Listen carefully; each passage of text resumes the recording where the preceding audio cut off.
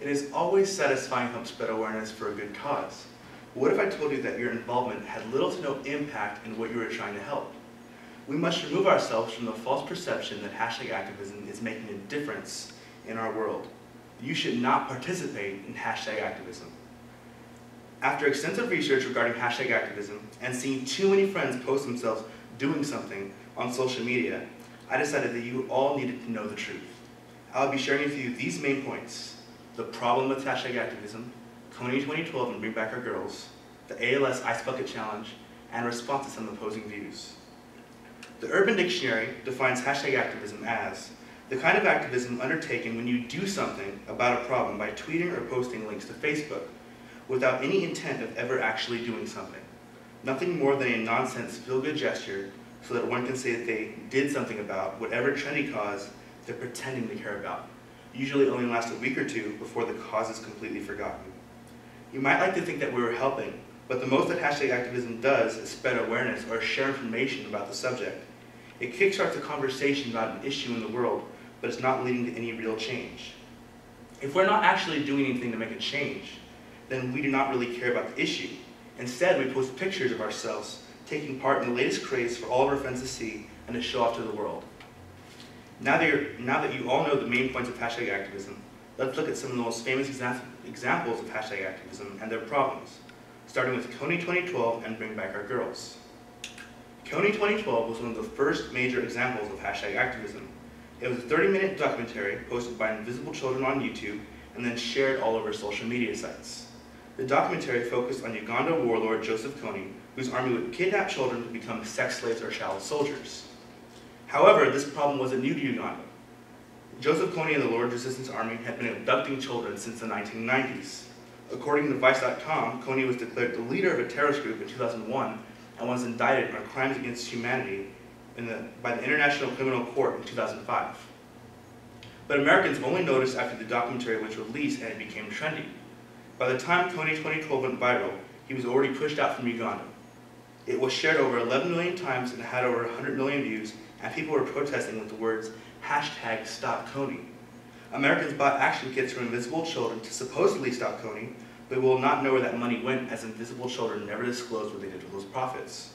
The Lord's Resistance Army still exists today, and Joseph Kony remains at large.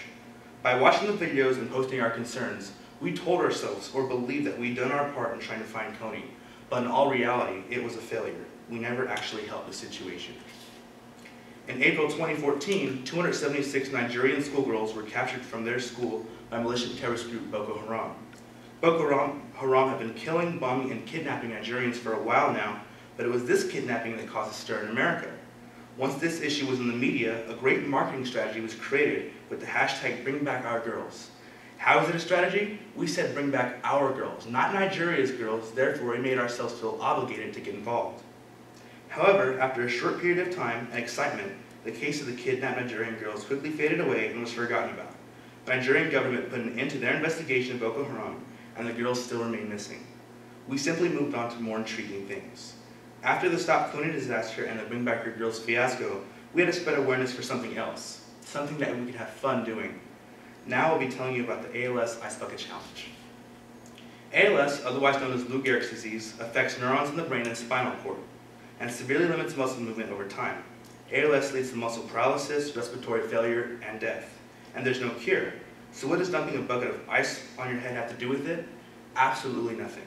But it took off on social media after Pete Frates, a former Boston College baseball captain, took the challenge after he was diagnosed with ALS.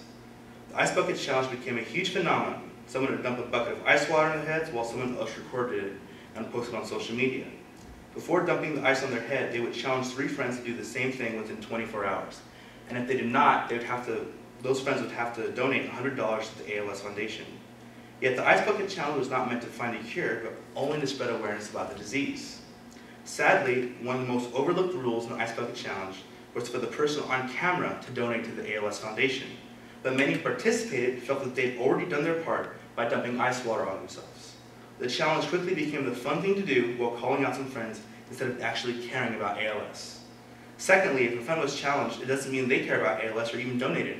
Nobody can force them to donate if they don't want to. Think about it. Instead of going through the whole video thing, wouldn't it be easier just to donate? Yes, so why do people do that? Because the Ice Bucket Challenge was marketing narcissism. Something that did create revenue, but also gave people the opportunity to show off their friends and make themselves feel important. Soraya McDizna from New York University of Toronto said, research shows that individuals higher in narcissism and lower in self-esteem were related to greater online activity, which easily connects with #activism. And Ariel Pardesh from Vice.com writes that the Ice Bucket Challenge has become an opportunity to show off your bikini body while doing something hilarious and ask, wait, what's ALS? Now that you're all aware of the flaws in some of the most popular forms of #activism, I'm going to respond to some opposing views. Like Caitlin Dewey of the Washington Post, you might think that #activism does some good things. Dewey states, despite the oft-repeated claim that awareness does nothing, it almost always does something. Something small perhaps, but something measurable. However, Dewey's statement is incorrect. Not all uses of awareness have done any good. Kony 2012 and Bring Back Our Girls were failures. How will that awareness help us if we're unable to give back to the cause or do anything about it? Jay Caspian King of the New Yorker has a strong point when he says, we might be witnessing the development of a more compelling and sometimes annoying and infuriating form of protest by a new group of merry pranksters who are once again freaking out of the squares and are always overreacting. You may believe the benefits of #activism like Avery Shulkoff wrote in the Huffington Post. He wrote why hashtags are here to stay and the benefits of the ALS Ice Bucket Challenge. Shulkoff said, people can condemn the refusal by many to donate and instead dump ice, but the ALS Association has enjoyed the benefits of the Ice Challenge. Sure, some of us did not donate, but now we are all aware. Being aware of something does not make it enough, because we'll probably forget about it and go back to living our normal lives. Ben Kaczynski, writer and founder of Subto, writes, although the ALS Association has seen as much as 4 times as many donations during this time period than last year, just imagine with me for 1 second, what if the thousands of people who spent money on buying 1 or 2 bags of ice actually gave that money to ALS? It would be out of control. If you use that social action to help further a cause, that social action is taking the place of an actual donation. Instead of donating, we are posting. By creating such awareness, this awareness has a cap, a ceiling of sorts, that if reached can then become cannibalistic in nature. This viral nature almost hurts ALS due to the substitution of potential donations with the social post. Internally, people think they have donated when in turn they've only posted. In conclusion, I have shared with you these main points regarding #activism. The problem with #activism, Kony 2012 and Bring Back Our Girls, the ALS Ice Bucket Challenge, and response to some opposing views. As writer and producer Shonda Rhimes said, stop pretending hashtags are the same as doing something. Hashtags are pretty on Twitter, but a hashtag is not a movement. A hashtag does not make you Dr. King. A hashtag does not change anything. It's a hashtag. It's you sitting on your butt, typing into your computer, and then going back to binge watching your favorite show. Famous leaders and activists such as Cesar Chavez and Martin Luther King Jr. went out and effectively fought for change. They chose to lead and make sacrifices, not to sit at home, wish for a change, and follow a silly movement. If you want to make a change or be a real activist, then you have to possess leadership and actually donate into something you care about.